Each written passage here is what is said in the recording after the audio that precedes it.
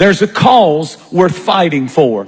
Our families are worth fighting for. It's not easy. It's not easy to hold your family together. It's not easy to raise children in the times in which we live. Everything seems to be against the family and against the home. But when we decide that our families are a cause worth fighting for, God said, then I will fight for you. Fight for your family. Fight for your marriage. Don't give up on it. Fight for it. Fight for your wife. Fight for your husband. Fight for your sons and your daughters, because Satan is on a rampage and he wants to destroy the church, but he can't destroy the church without destroying the home. The story is told in the Northeast of a famous attorney who had an alcohol problem. He was very successful, and on the way every day to his law practice, he would walk on the streets of Chicago past a bar, and he would slip in for a morning drink and then go on to his office, and he did it every day. One day as he was walking, the snow was lightly falling. He heard a noise and turned around, and he saw his little 6-year-old boy. Somehow he had slipped away from his mother and slipped out of the house. And when he looked, the little boy was putting his little foot in the big footprint of his dad.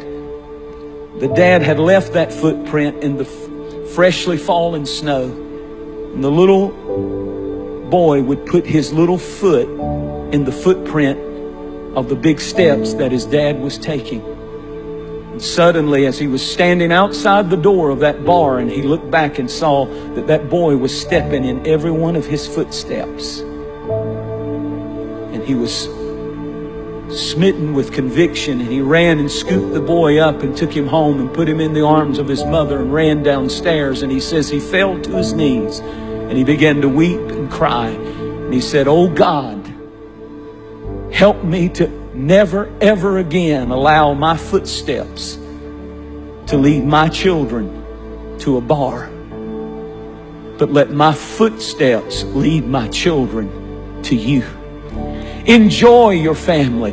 Love your family, because the enemy wants to do everything he can to divide and conquer and destroy. He wants to make your family miserable. He wants to make your marriage miserable. He wants to make your relationship with your children miserable. And we are not ignorant of his devices. It's costly commitment. It costs you something to hold your family together, to hold your marriage together, to hold your children together.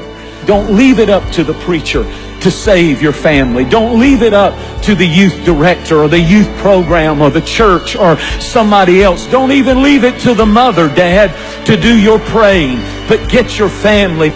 I love the words of Joshua when he said, "As for me and my house, we will serve the Lord."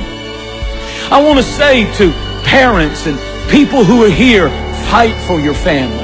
Stay in their business and stay in their lives. And when you have to stand up and correct them, correct them. If it hinders and hurts and you have all kinds of stuff going on, stand for what's right. Fight for what's right. Stand on the truth. And you know what? They may go wild, they may get crazy, they may get mad, they may go off. But if you have raised them right, if you have raised them in the house, you don't have to be a perfect family. But if you've done your best to bring them to the house of God and to serve the Lord before them, and you've done your best to have God's presence in your home and in your life, there's something that gets on your family that they will never be ever be able to get away from. As a matter of fact, I just want to tell you, there's nothing more important than what you're doing right now. It's more important than a ball game. It's more important. We've lost that. See, we don't believe this old stuff anymore. But I'm going to tell you, beware